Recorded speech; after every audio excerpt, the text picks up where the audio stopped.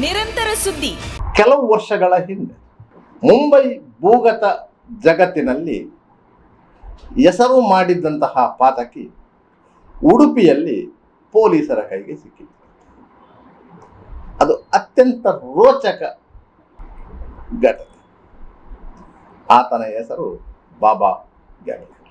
ಮುಂಬೈ ಪೊಲೀಸರೇ ಬೆಚ್ಚಿ ಬಿದ್ದಿದ್ದಂತಹ ಘಟನೆಯಲ್ಲಿ ಆತ ಪ್ರಮುಖ ಪಾತ್ರಧಾರಿಯಾಗಿದ್ದ.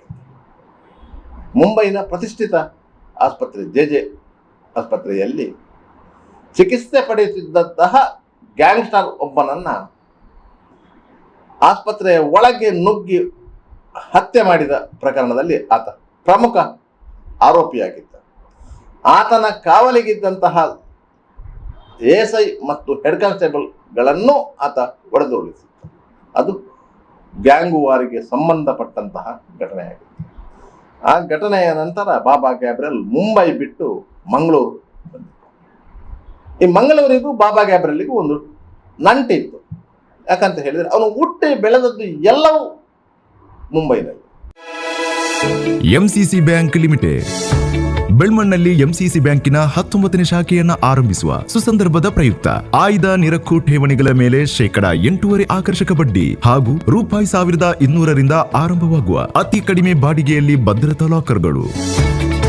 113 ವರ್ಷಗಳಿಂದ ನಿಮ್ಮ ಸೇವೆಯಲ್ಲಿ. ಹಿಂದೆ ನಿಮ್ಮ ಹತ್ತಿರದ ಎಂಸಿಸಿ ಬ್ಯಾಂಕ್ ಶಾಖೆಯನ್ನು ಸಂಪರ್ಕಿಸಿರಿ. ದೂರವಾಣಿ ಸಂಖ್ಯೆ 7090701105. Toll free number 1800123296. ಷರತ್ತುಗಳು ಅನ್ವಯ. ಆತನಿಗೆ ತುಳು ಚೆನ್ನಾಗಿ ಬರ್ತಾ ಇತ್ತು. ಅದಕ್ಕೆ ಕಾರಣ ಅಂದರೆ ಆತನ ಹೆತ್ತವರು ದಕ್ಷಿಣ ಕನ್ನಡ ಜಿಲ್ಲೆಯವರು. ಅವರು ಉದ್ಯೋಗದ ದೃಷ್ಟಿಯಿಂದ ಮುಂಬೈಗೆ ಹೋಗಿ ಅಲ್ಲಿ ಸೆಟ್ಲ್ ಆಗಿದ್ದರು. ಅಲ್ಲಿ ಬಾಬಾ ಗ್ಯಾಬ್ರಿಯಲ್ ಹುಟ್ಟಿದ್ದ. ಮನೆಯಲ್ಲಿ ತುಳು ಮಾತಾಡುವ ವಾತಾವರಣ ಇದ್ದಿದ್ದರಿಂದ ಬಾಬಾ ಗ್ಯಾಬ್ರಿಯಲ್ಗೆ ತುಳು ಬರ್ತಾ ಇತ್ತು. ಆತ ವಿದ್ಯಾಭ್ಯಾಸ ಮಾಡಿದ್ದು ಮರಾಠಿ ಶಾಲೆಯಲ್ಲಿ. ಅದರಿಂದ ಮರಾಠಿ ಬರ್ತಾ ಇತ್ತು, ಹಿಂದಿ ಬರ್ತಾ ಇತ್ತು, ಇಂಗ್ಲಿಷ್ ಬರ್ತಾ ಇತ್ತು. ಎಲ್ಲ ಭಾಷೆಗಳು ಆತನಿಗೆ ಗೊತ್ತಿತ್ತು. ಅಂತಹ ಬಾಬಾ ಗ್ಯಾಬ್ರಿಯಲ್ ಮಂಗಳೂರು ಬಂದು ಮಂಗಳೂರಿನಲ್ಲಿ ಶೆಲ್ಟರ್ ತಗೊಂಡಿದ್ದ. ಈತನಿಗೆ ಮಂಗಳೂರಿನಲ್ಲಿ ಎಕ್ಕೂರು ತಂಡ ಶೆಲ್ಟರ್ ಕೊಟ್ಟಿತ್ತು. ಮುಂಬೈಯಿಂದ ಬಂದವರು ಎಲ್ಲರೂ ಇಲ್ಲಿ ಒಂದೊಂದು ತಂಡದೊಂದಿಗೆ ಸೇರಿಕೊಂಡು ಇಲ್ಲಿ ಶೆಲ್ಟರ್ ಪಡ್ಕೊಳ್ತಾರೆ. ಅಂತ ಬಾಬಾ ಗ್ಯಾಬ್ರಿಯಲ್ ಸೂಟರ್ಪೇಟೆಯ ಮನೆಯೊಂದರಲ್ಲಿ ಬಾಡಿಗೆಗೆ ಇದ್ದ. ಆತ ಯಾರೊಂದಿಗೂ ಮಾತಾಡ್ತಾ ಇರಲಿಲ್ಲ, ಸದಾ ಎಚ್ಚರದಿಂದ ಇರ್ತಾ ಇದ್ದ. ಒಂದು ಕೈಯಲ್ಲಿ ಒಂದು ಹ್ಯಾಂಡ್ ಬ್ಯಾಗ್ ಇರ್ತಾ ಇತ್ತು. ಆ ಹ್ಯಾಂಡ್ ಬ್ಯಾಗಲ್ಲಿ ಲೋಡೆಡ್ ಪಿಸ್ತೂಲ್ ಇರ್ತಾ ಇತ್ತು. ಯಾವುದೇ ಸಂದರ್ಭದಲ್ಲಿ ಆತ ಯಾರಿಗಾದರೂ ಗುಂಡು ಹಾರಿಸುವಂತಹ ನಿಪುಣನಾಗಿದ್ದ, ಶಾರ್ಪ್ ಶೂಟರ್ ಕೂಡ. ಅಂತಹ ಬಾಬಾ ಗ್ಯಾಬ್ರಿಯಲ್ ಮಂಗಳೂರಿನಲ್ಲಿ ಪೂಂಜಾ ಇಂಟರ್ನ್ಯಾಷನಲ್ ಹೋಟೆಲ್ನ ಮಾಲೀಕ ಪ್ರಭಾಕರ್ ಪೂಂಜಾರ್ ಅವರ ಮೇಲೆ 3 ಬಾರಿ ಅಟೆಂಪ್ಟ್ ಮಾಡಿದ್ದ. ಮೊದಲ ಬಾರಿಗೆ ವಾಸ್ ಬೇಕರಿ ಹತ್ರ ಬಲ್ಮಠ. ಆ ಸಂದರ್ಭದಲ್ಲಿ ಪೂಂಜಾ ಅವರೊಂದಿಗೆ ಅವರ ಮನೆಯವರಿತ್ತು, ಆದ್ದರಿಂದಾಗಿ ಕೈ ಬಿಟ್ಟಿದ್ದ. ಯಾಕಂತ ಹೇಳಿದರೆ ಮುಂಬೈ ಅಂಡರ್ವರ್ಲ್ಡ್ನ ನಟೋರಿಯಸ್ಗಳು ಮನೆ ಮಂದಿ ಒಟ್ಟಿಗಿದ್ದರೆ ಯಾವುದೇ ಕೃತ್ಯ ಮಾಡುತ್ತಿಲ್ಲ. 2ನೇ ಬಾರಿ ಕದ್ರಿ ಪಾರ್ಕ್ ಹತ್ರ ಟಾರ್ಗೆಟ್ ಮಾಡಿದ್ದ. ಆ ಸಂದರ್ಭದಲ್ಲೂ ಸಹ ಪೂಂಜಾ ಅವರೊಟ್ಟಿಗೆ ಮನೆ ಬಂದಿದ್ದ. 3ನೇ ಬಾರಿ ಪೂಂಜಾ ಅವರು ತನ್ನ ಮನೆಗೆ ಕಾರಿನಲ್ಲಿ ಹೋಗುತ್ತಿದ್ದಾಗ ಫಳ್ಳೀರ್ ಬಳಿ ಅವರ ಕಾರಿಗೆ ತನ್ನ ಅಂಬಾಸಿಡರ್ನ ಕಾರನ್ನು ಡಿಕ್ಕಿ ಹೊಡಿಸಿ ಅವ್ರನ್ನ ಕಿಡ್ನಾಪ್ ಮಾಡಲಿಕ್ಕೆ ಪ್ರಯತ್ನ ಮಾಡ್ತಿದ್ರು. ಆದರೆ ಅಪಾಯದ ಅರಿವಾದ ಪ್ರಭಾಕರ್ ಪೂಂಜಾ ಅವರು ಹೊಂಡಕ್ಕೆ ಬಿದ್ದ ಕಾರನ್ನು ಮೇಲಕ್ಕೆ ಎತ್ತಿಕೊಂಡು ಮನೆಗೆ ದೌಡಾಡಿದ್ರು. ಮತ್ತೆ ಆ ಕಾರು ಬೋಂದೆಲ್ನ KHP ಕಾಲೋನಿ ಬಳಿ ಸಿಕ್ಕಿತ್ತು. ಅನಾಥವಾಗಿ ಸಿಕ್ಕಿದ್ದಂಥ ಅಂಬಾಸಿಡರ್ ಕಾರನ್ನು ಆಗಿನ ಜಿಲ್ಲಾ ಅಪರಾಧ ಪತ್ತೆ ದಳದವರು ಮಾಹಿತಿ ಮೇರೆಗೆ ವಶಕ್ಕೆ ತೆಗೆದುಕೊಂಡಾಗ ಅದರಲ್ಲೊಂದು ಚಮ್ಮಾಟಿ ಸಿಕ್ಕಿತ್ತು, ಅಂದರೆ ಹ್ಯಾಮರ್. ಈ ಅಂಬಾಸಿಡರ್ ಕಾರಲ್ಲಿ ಹ್ಯಾಮರ್ ಯಾಕೆ ಅಂತ ಹೇಳಿದ್ರೆ ಈ ಜಿಲ್ಲಾ ಅಪರಾಧ ಪತ್ತೆ ದಳದ ಪೊಲೀಸರು ತಲೆಕೆಡಿಸಿಕೊಟ್ಟಿದ್ದರು. ASI ಮನೋಹರ್ ಸೋಲ್ಸ್ ಅವರು ಆಗ ಜಿಲ್ಲಾ ಅಪರಾಧ ಪತ್ತೆ ದಳದ ಮುಖ್ಯಸ್ಥರಾಗಿದ್ದರು. ಆಗ ಗೊತ್ತಾಯಿತು ಇದು ಗುಂಡು ನಿರೋಧಕ ಕಾರಿನನ್ನು ಛೇದನ ಮಾಡಲಿಕ್ಕೆ ಉಪಯೋಗ ಮಾಡುವಂಥದ್ದು. ಯಾಕಂದರೆ ಗುಂಡು ನಿರೋಧಕ ಕಾರಿನ ಗ್ಲಾಸ್ಗಳಿರ್ತವೆ, ಆ ಗ್ಲಾಸಿಗೆ ಗುಂಡು ನುಗ್ಗುವುದಿಲ್ಲ, ಯಾಕಂದರೆ ಗುಂಡನ್ನು ತಯಾರಿಸುವುದು ಸೀಸದಿಂದ. ಆದರೆ ಕಬ್ಬಿಣದಿಂದ ತಯಾರಿಸಿದಂಥ ಹ್ಯಾಮರ್ ಗ್ಲಾಸನ್ನು ಹೊಡಿತದೆ. ಅದಕ್ಕಾಗಿ ಹ್ಯಾಮರ್ನಿಂದ ಗ್ಲಾಸನ್ನು ಹೊಡೆದು ಅದರ ನಂತರ ಗುಂಡು ಹೊಡಿಲಿಕ್ಕೆ ಆಲೋಚನೆ ಮಾಡಿದ್ದಾರೆ. ಅದರಿಂದಾಗಿ ಇದೊಂದು ಕೊಲೆ ಪ್ರಯತ್ನ ಎನ್ನುವುದು ಪೊಲೀಸರ ಗಮನಕ್ಕೆ. ಅದರ ನಂತರ ಗೊತ್ತಾಯಿತು ಅದು ಪ್ರಭಾಕರ್ ಪೂಂಜಾ ಅವರ ಕಾರಿಗೆ ಗುಂಡು ಹೊಡೆದದ್ದು ಅಂತೇಳಿ. ಅದ ನಂತರ ಪೂಂಜಾ ಅವರು ಜಿಲ್ಲಾ SP ಅವರಿಗೆ ಆ ಘಟನೆಯ ಬಗ್ಗೆ ಮಾಹಿತಿ ನೀಡಿದರು. ಈ ಬಗ್ಗೆ ಬಂದರು ಠಾಣೆಯಲ್ಲಿ ಕೇಸು ದಾಖಲಾಗಿತ್ತು. ಅದರಿಂದ ಬಾಬಾ ಗ್ಯಾಬ್ರಿಯಲ್, ರಮೇಶ್ ಪೂಜಾರಿ, ಫ್ರಾನ್ಸಿಸ್ ಇವರೆಲ್ಲ ದೊಡ್ಡ ಒಂದು ಟೀಮು ಇಲ್ಲಿ ವರ್ಕೌಟ್ ಮಾಡ್ತಾ ಇದ್ರು. ಅವರ ಟಾರ್ಗೆಟ್ ಮುತ್ತಪ್ಪ ರೈ ಆಗಿತ್ತು. ಮುತ್ತಪ್ಪ ರೈ ಅವರು ತುಂಬೆ ಬಳಿಯ ಬ್ರಹ್ಮನಗೂಟಿಗೆ ಅವರ ಸಂಬಂಧಿಯೊಬ್ಬರ ಉತ್ತರ ಕ್ರಿಯೆಗೆ ಬರ್ತಾರೆ ಎನ್ನುವ ಮಾಹಿತಿ ಅವರಿಗೆ ಗೊತ್ತಾಗಿತ್ತು. ಅದಕ್ಕಾಗಿ ಇಡೀ ತಂಡ ಫರಂಗಿಪೇಟೆಯ ಬಳಿ ಕಾದು ನಿಂತಿತ್ತು. ಸ್ಥಳೀಯ ವ್ಯಕ್ತಿಯೊಬ್ಬರು ರಾಮಲ್ಕಟ್ಟೆಯಲ್ಲಿ ನಿಂತಿದ್ರು. ಮುತ್ತಪ್ಪರಯ್ಯವರು ಯಾವ ಕಾರಿನಲ್ಲಿ ಬರುತ್ತಿದ್ದಾರೆ ಎನ್ನುವ ಬಗ್ಗೆ ಮಾಹಿತಿ ನೀಡಿ. ಯಾಕಂದರೆ ಇವರು ಒಂದು ಟೆಲಿಫೋನ್ ಬಳಿ ನಿಂತುಕೊಂಡಿದ್ರು, ಅದಕ್ಕೊಂದು ನಂಬರ್ ಇತ್ತು. ಆ ಸಂದರ್ಭದಲ್ಲಿ ಮೊಬೈಲ್ ಇರಲಿಲ್ಲ. ಅವರು ರಾಮಲ್ಕಟ್ಟೆಯಲ್ಲಿ ಒಂದು ಟೆಲಿಫೋನ್ ಬೂತಿನ ಬಳಿ ನಿಂತುಕೊಂಡಿದ್ರು. ಅವರು ಮುತ್ತಪ್ಪರಯ್ಯವರು ಯಾವ ಕಾರಲ್ಲಿ ಬರ್ತಾರೆ ಅಂತ ಹೇಳಿ ಮಾಹಿತಿ ಕೊಟ್ಟ ಕೂಡಲೇ ಇವರು ಇಲ್ಲಿ ಫರಂಗಿಪೇಟೆಯಲ್ಲಿ ಆ ಕಾರನ್ನು ಅಡ್ಡ ಹಾಕಬೇಕು, ಮುತ್ತಪ್ಪರಯ್ಯ ಮೇಲೆ ಗುಂಡಿನ ದಾಳಿ ನಡೆಸಿದರು. ಸಂದರ್ಭದಲ್ಲಿ ಅವರ ಕೈಯಲ್ಲಿ AK-47 ಇತ್ತು ಅಂತ ಹೇಳ್ತಾರೆ. ಆದರೆ ಮುತ್ತಪ್ಪರಯ್ಯವರು ಫಂಕ್ಷನ್ ಮುಗಿಸ್ಕೊಂಡು ಬಂದ ಸಂದರ್ಭದಲ್ಲಿ ಅಲ್ಲಿ ಅವರನ್ನು ಗುರುತು ಹಿಡಿಯಲು ನಿಂತಿದ್ದಂಥ ವ್ಯಕ್ತಿ ರಾಂಗ್ ಇನ್ಫಾರ್ಮೇಶನ್ ಕೊಟ್ಟುಬಿಟ್ಟು ಆ ಕಾರಲ್ಲಿ ಮುತ್ತಪ್ಪರಯ್ಯ ಇಲ್ಲ ಅಂತ. ಆದ್ದರಿಂದಾಗಿ ಆಪರೇಷನ್ ಫೇಲ್ಯೂರ್ ಆಯಿತು. ವಾಸ್ತವವಾಗಿ ಮುತ್ತಪ್ಪರಯ್ಯ ಕಾರಲ್ಲಿ ಇದ್ದರು, ಅವರಿಗೆ ಗುರುತು ಸಿಕ್ಕಿರಲಿಲ್ಲ. ಅದರಿಂದ ಆ ಪ್ಲಾನ್. ಈ ಎರಡೂ ಘಟನೆಗಳು ಪೂಂಜಾ ಅವರ ಮೇಲೆ ಅಟೆಂಪ್ಟ್ ಮಾಡಿದ್ದು ಮತ್ತು ಮುತ್ತಪ್ಪರಯ್ಯವರನ್ನು ಕೊಲ್ಲಲು ಸಂಚು ರೂಪಿಸಿದ್ದು, ಈ ಎರಡೂ ಘಟನೆಗಳು ಪೊಲೀಸರ ಗಮನಕ್ಕೆ ಬಂದಿತ್ತು. ಆದ್ದರಿಂದಾಗಿ ಪೊಲೀಸರು ಬಾಬಾ ಗ್ಯಾಬ್ರಿಯಲ್ ಎನ್ನುವ ವ್ಯಕ್ತಿಯ ಬಗ್ಗೆ ಮಾಹಿತಿಗಳನ್ನು ಸಂಗ್ರಹಿಸಬೇಕು. ಆದರೆ ಯಾವ ಮಾಹಿತಿಗಳು ಗೊತ್ತಾಗಲಿಲ್ಲ. ಮುಂಬೈ ಪೊಲೀಸರ ಹತ್ರ ಸಹ ಬಾಬಾ ಗ್ಯಾಬ್ರಿಯಲ್ದು ಸರಿಯಾದ ಫೋಟೋ ಇರಲಿಲ್ಲ. ಮುಂಬೈ ಪೊಲೀಸರು ಹೇಳ್ತಾ ಇದ್ರು ಬಾಬಾ ಗ್ಯಾಬ್ರಿಯಲ್ ಅಂತ ತುಂಬ ಇದ್ದ, ಆತ ನಮಗೆ ಬೇಕಾದವನು, ನಾವು ತುಂಬ ಪ್ರಯತ್ನ ಪಡ್ತಾ ಇದ್ದೇವೆ ಅವರ ಬಗ್ಗೆ, ಆದರೆ ನಮಗೆ ಸರಿಯಾದ ಮಾಹಿತಿ ಸಿಗ್ತಾ ಇಲ್ಲ.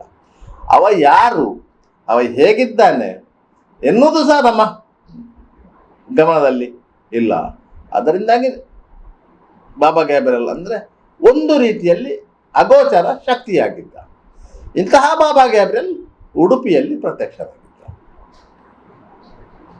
ಆದಿ ಉಡುಪಿ ಸಮೀಪದ ಒಂದು ಮನೆಯನ್ನು ಬಾಡಿಗೆಗೆ ಪಡೆದುಕೊಂಡು ಅಲ್ಲಿ ವಾಸವಿದ್ದ.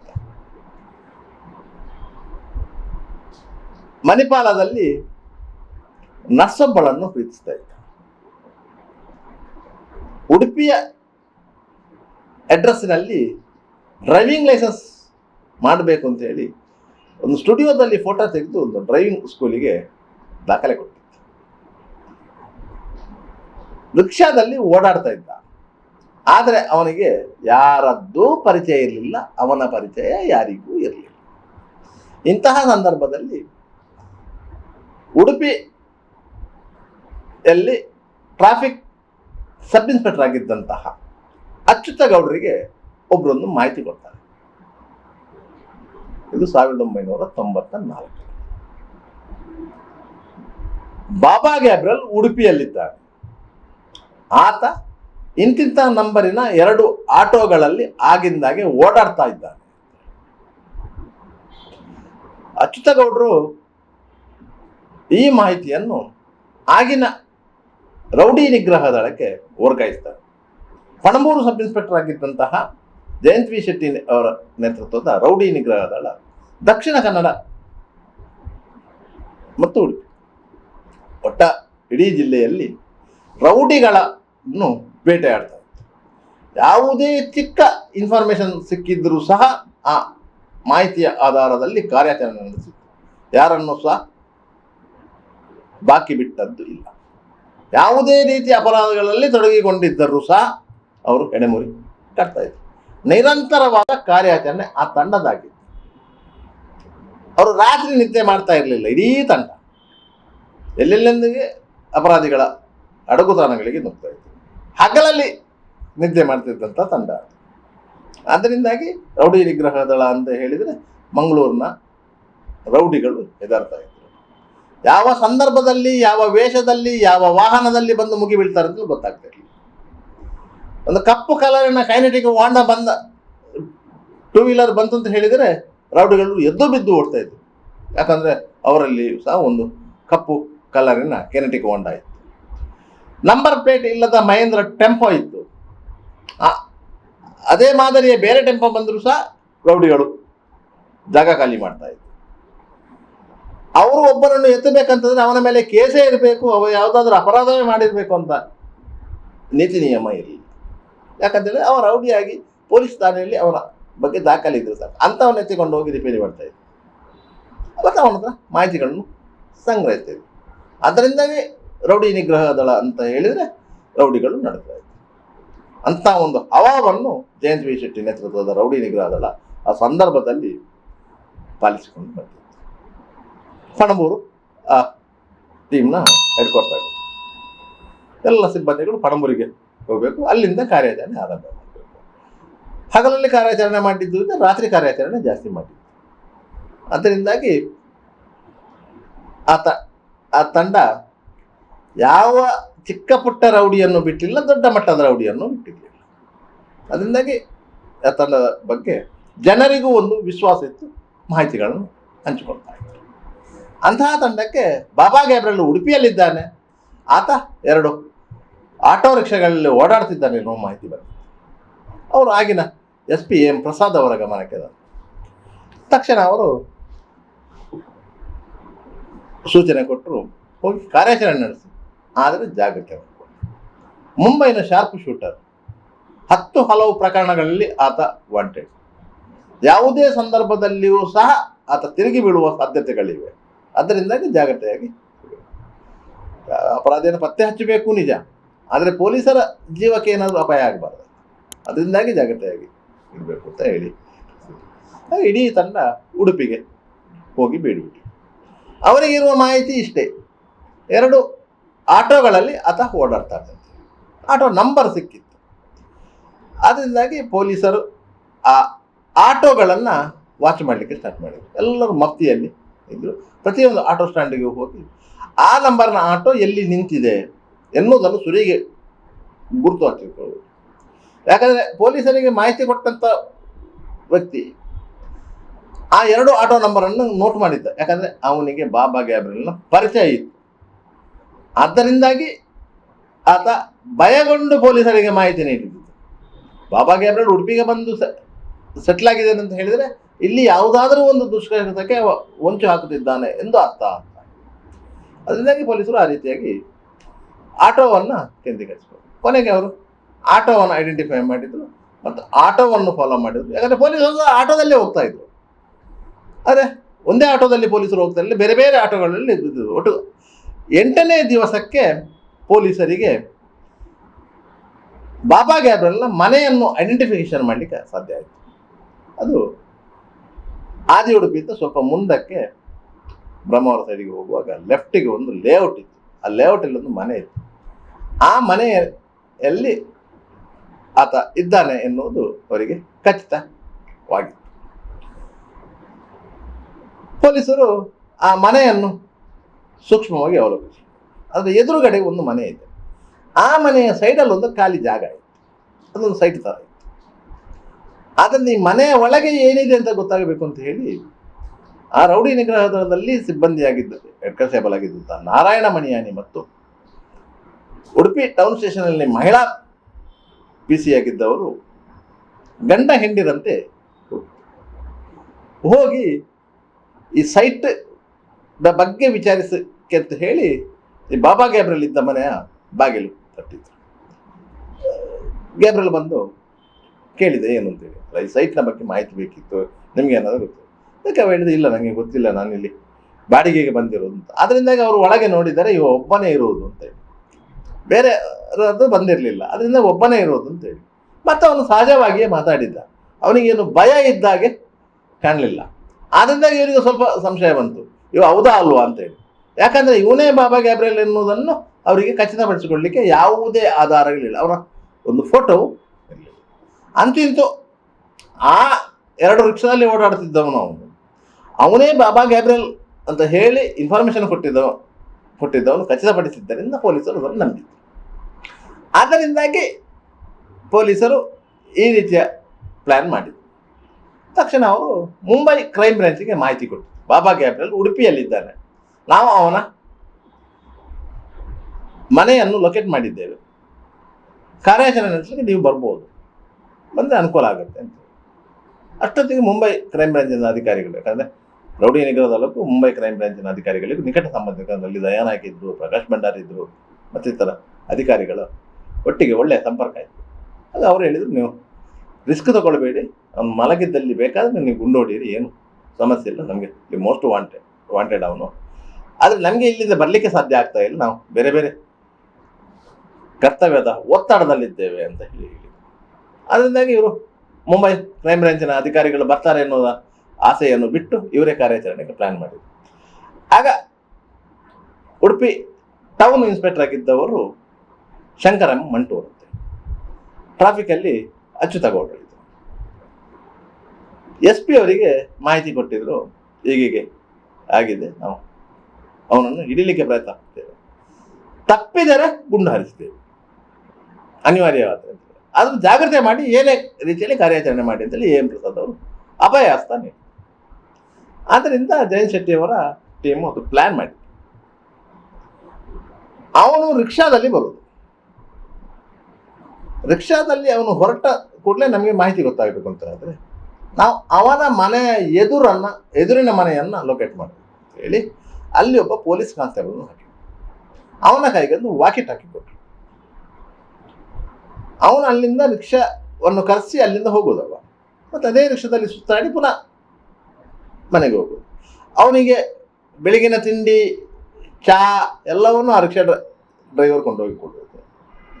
ಅವ ಮನೆಯಿಂದ ಹೊರಗೆ ಬರುವುದು ಕೇವಲ ಫೋನ್ ಮಾಡಲಿಕ್ಕೆ ಮಾತ್ರ, STD ಬೂತೊಂದಕ್ಕೆ, ಬೇರೆ ಯಾವ ಕಾರಣಕ್ಕೂ ಹೊರಗೆ ಬರ್ತಾ ಇರಲಿಲ್ಲ, ಮನೆಯೊಳಗೆ ಇರ್ತಿದ್ದ.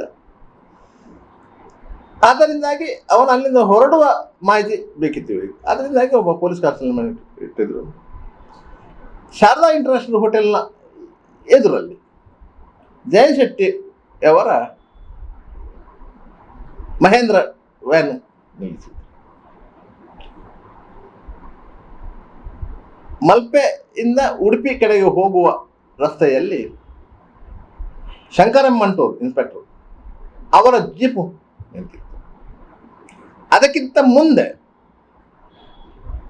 ಅಚ್ಯುತಗೌಡ ಅವರು ತಮ್ಮ ಇಲಾಖಾ ಬೈಕಿನನ್ನು ನಿಲ್ಲಿಸಿ ಕಾಯ್ತಾ ಇದ್ರು. ಇವರ ಆಪರೇಷನ್ ಹೇಗಿತ್ತು ಅಂತ ಹೇಳಿದರೆ, ಬಾಬಾ ಗ್ಯಾಬ್ರಿಯಲ್ ಅಲ್ಲಿಂದ ರಿಕ್ಷಾದಲ್ಲಿ ಹೊರಟ ತಕ್ಷಣ ಮಾಹಿತಿ ವೈರ್ಲೆಸ್ ಮೂಲಕ ಬರುತ್ತೆ. ಅಷ್ಟೊತ್ತಿಗೆ ಈ ಜಯಂತ್ ಶೆಟ್ಟಿಯವರ ಟೀಮ್, ಇನ್ಸ್ಪೆಕ್ಟರ್ ಶಂಕರಂ ಮಂಟೂರ್ ಮತ್ತು SI ಅಚ್ಯುತಗೌಡರು ರೆಡಿ ಆಗ್ತದೆ. ಅವು ಬರೋದು ರಿಕ್ಷಾದಲ್ಲಿ. ರಿಕ್ಷಾ ಬರ್ತಾ ಇದ್ದಾಗೆ ಆ ರಿಕ್ಷಾವನ್ನು ಫಾಲೋ ಮಾಡಿಕೊಂಡು ಜಯಂತ್ ಶೆಟ್ಟಿಯವರ ಟೀಮ್ ಬರಬೇಕು. ಆ ರಿಕ್ಷಾ ಉಡುಪಿ ಕಡೆಗೆ ನುಗ್ಗುವುದು ಯಾಕಂತ ಹೇಳಿದರೆ ಅಲ್ಲಿ ಶಂಕರಂ ಮಂಟೂರ್ ಅವರ ಜೀಪು ನಿಂತಿರ್ತದೆ. ಆದ್ದರಿಂದ ಸೀದಾ ಹೈವೇಗೆ ಹೋಗ್ಬೋದು. ಹೈವೇಯಲ್ಲಿ ಮುಂದೆ ಹೋದರೆ ಅಲ್ಲಿ ಅಚ್ಯುತಗೌಡರು ನಿಂತಿರ್ತಾರೆ. ಅವರು ಆ ರಿಕ್ಷಾವನ್ನು ನಿಲ್ಲಿಸಿ ರಿಕ್ಷಾವನ್ನು ಚೆಕ್ ಮಾಡಬೇಕು, ರಿಕ್ಷಾ ಡ್ರೈವರ್ ಹತ್ರ ಮಾತಾಡಬೇಕು. ಯಾಕಂತ ಹೇಳಿದರೆ ರಿಕ್ಷಾದಲ್ಲಿ ಯಾವುದಾದ್ರೂ ಒಂದು ದಾಖಲೆಗಳಲ್ಲಪ್ಪ ಇದ್ದೇ ಇರ್ತದೆ ಎನ್ನುವುದು ಪೊಲೀಸರ ಸಾಮಾನ್ಯ ಕಲ್ಪನೆ. ಆದ್ದರಿಂದ ಡ್ರೈವರ್ ಹತ್ರ ಅವರು ಮಾತಾಡಬೇಕು. ಅಷ್ಟೊತ್ತಿಗೆ ಇವನ ಮೈಂಡ್ ಡೈವರ್ಟ್ ಆಗುತ್ತೆ. ಯಾಕಂದರೆ ಪೊಲೀಸರು ನಿಲ್ಲಿಸಿದ್ದಾರೆ, ಪೊಲೀಸರು ಡ್ರೈವರ್ ಹತ್ರ ಮಾತಾಡ್ತಾರೆ, ನನ್ನ ಬಗ್ಗೆ ಅವರಿಗೆ ಮಾಹಿತಿ ಇಲ್ಲ ಎನ್ನುವ ಆಲೋಚನೆ ಅವನ ತಲೆಗೆ ಹೋಗುತ್ತೆ. ಈ ಸಂದರ್ಭದಲ್ಲಿ ಹಿಂದಿನಿಂದ ಜಯಶೆಟ್ಟಿ ಅವರ ಟೀಮು ರಿಕ್ಷಾವನ್ನು ಕವರ್ ಮಾಡಬೇಕು, ಆತನನ್ನೇ ತಗೊಳ್ಬೇಕು. ಇದು ಇವರ ಪ್ಲ್ಯಾನ್ ಆಗಿ ಆ ಪ್ಲ್ಯಾನ್ನ ಪ್ರಕಾರವೇ ನಡೆಯಿತು. ರಿಕ್ಷಾ ಆತನ ಮನೆಯಿಂದ ಬಂತು, ಜಯಶೆಟ್ಟಿ ಅವರ ವ್ಯಾನನ್ನು ದಾಟಿಕೊಂಡು ಮುಂದೆ ಹೋಯಿತು. ಇಷ್ಟೊತ್ತಿಗೆ ಶಂಕರ ಮಂಟೂರ್ ಅವರ ಜೀಪು ಮೂವ್ ಆಯಿತು. ಮೂವ್ ಆದ ಕೂಡಲೇ ರಿಕ್ಷಾ ಚಾಲಕ ನೇರವಾಗಿ ಹೈವೇ ಸೈಡ್ಗೆ ಹೋದ, ಹೈವೇಯಲ್ಲಿ ಮುಂದೆ ಹೋದ. ಯಾಕಂದರೆ ಪೊಲೀಸರ ಆಲೋಚನೆಯು ಅದೇ ರೀತಿ ಇತ್ತು, ರಿಕ್ಷಾ ಮುಂದೆ ಹೋಗುತ್ತದೆ ಅಂತ. ಅಷ್ಟೊತ್ತಿಗೆ ಅಚ್ಯುತಗೌಡರು ರೆಡಿ ಆದಾಗ ರಿಕ್ಷಾ ನೇರವಾಗಿ ರಸ್ತೆ ಬಲಬದಿಗೆ ಹೋಯಿತು. ಬಲಬದಿಗೆ ಹೋಗಿ ಅಲ್ಲ ಪೆಟ್ರೋಲ್ ಬಂಕಿದೆ, ಆ ಪೆಟ್ರೋಲ್ ಬಂಕಿಗೆ ಹೋಯಿತು. ಇಷ್ಟೊತ್ತಿಗೆ ಜಯಶೆಟ್ಟಿ ಅವರ ಟೀಮು ಗಡಿಬಿಡಿ ಆಯಿತು. ಈ ರಿಕ್ಷಾ ಪೆಟ್ರೋಲ್ ಬಂಕಿಗೆ ಹೋಗ್ಬೋದು ಎನ್ನುವ ಕಲ್ಪನೆ ಜಯಶೆಟ್ಟಿ ಅವರ ಟೀಮ್ ಹೋಗಿ ಇರಲಿ. ಆದರೂ ಇವರು ನೇರವಾಗಿ ಅಲ್ಲಿಗೆ ನುಗ್ಗಿ ರಿಕ್ಷಾವನ್ನು ಅಡ್ಡ ಹಾಕಿದರು. ರಿಕ್ಷಾದಲ್ಲಿ ಕೂತಿದ್ದ, ಅದನ್ನು ಅಲ್ಲಿಂದಲೇ ಎತ್ತಿ ವ್ಯಾನಿಗೆ ಹಾಕ್ಕೊಂಡು ಅಲ್ಲಿಂದ ಉಡುಪಿ ನಗರ ಠಾಣೆಗೆ ಕರ್ಕೊಂಡು ಬಂದು ಎಂಕ್ವೈರಿ ಮಾಡಿದರು. ಅದನ್ನು ಒಂದು ಪಿಸ್ತೂಲ್ ಸಿಕ್ಕಿತ್ತು, ಅದರಿಂದಾಗಿ ಆತನ ಮೇಲೆ ಅಕ್ರಮ ಶಸ್ತ್ರಾಸ್ತ್ರ ಕಾಯ್ದೆ ಅಡಿಯಲ್ಲಿ ಕೇಸು ದಾಖಲು ಮಾಡಿಕೊಂಡು ನ್ಯಾಯಾಲಯಕ್ಕೆ ಹಾಜರುಪಡಿಸಿದ್ರು. ಮತ್ತು ಆತನ ಮೇಲೆ ಇಲ್ಲಿ ಬೇರೆ ಯಾವುದೇ ಕೇಸುಗಳು ದಾಖಲಾಗಿರಲಿಲ್ಲ. ಒಂದು ಪ್ರಭಾಕರ್ ಪೂಂಜಾರ ಮೇಲೆ ಅಟೆಂಪ್ಟ್ ಮಾಡಿದ ಪ್ರಕರಣ ದಾಖಲಾಗಿದ್ದರೂ ಸಹ ಅದರಲ್ಲಿ ಇವನ ಹೆಸರು ಇರಲಿಲ್ಲ. ಉಡುಪಿಯಲ್ಲಿ ಅಕ್ರಮ ಶಸ್ತ್ರಾಸ್ತ್ರ ಕಾಯ್ದೆಯಲ್ಲಿ ಕೇಸು ದಾಖಲು ಮಾಡಿದ್ರು, ಮತ್ತು ಅದನ್ನು ಮುಂಬೈಗೆ ಹಸ್ತಾಂತರ ಮಾಡಿದರು. ಇವತ್ತಿಗೂ ಸಹ ಆತ ಎಲ್ಲ ಕೇಸುಗಳ ಮುಗಿಸ್ಕೊಂಡು ಕೆಲವೊಂದು ಕೇಸುಗಳು ಬಾಕಿ ಇದೆ ಅಂತಂದರೆ ಮುಂಬೈ ಜೈಲಲ್ಲಿದ್ದಾನೆ ಎನ್ನುವ ಮಾಹಿತಿ ಇದೆ. ಕೆಲವು ಸಮಯಗಳ ಹಿಂದೆ, ಒಂದು 2 ವರ್ಷದ ಹಿಂದೆ ಮಂಗಳೂರಿನ ಪ್ರಕರಣವೊಂದಕ್ಕೆ ಸಂಬಂಧಿಸಿದ, ಅಂದರೆ ಪ್ರಭಾಕರ್ ಪೂಂಜಾ ಅವರ ಪ್ರಕರಣಕ್ಕೆ ಸಂಬಂಧಿಸಿದಂತೆ ಪೊಲೀಸರು ಕರ್ಕೊಂಡು ಬಂದು ನ್ಯಾಯಾಲಯಕ್ಕೆ ಹಾಜರುಪಡಿಸಿ ಕರ್ಕೊಂಡು ಹೋಗಿದ್ದಾರೆ. ಆದ್ದರಿಂದ ಇವತ್ತಿಗೂ ಸಹ ಆತ ಜೈಲಲ್ಲಿದ್ದಾನೆ. ಸರಿ ಸುಮಾರು 20 ವರ್ಷಗಳು 30 ವರ್ಷಗಳು ಕಳೆದು. ನಿರಂತರ ಸುದ್ದಿ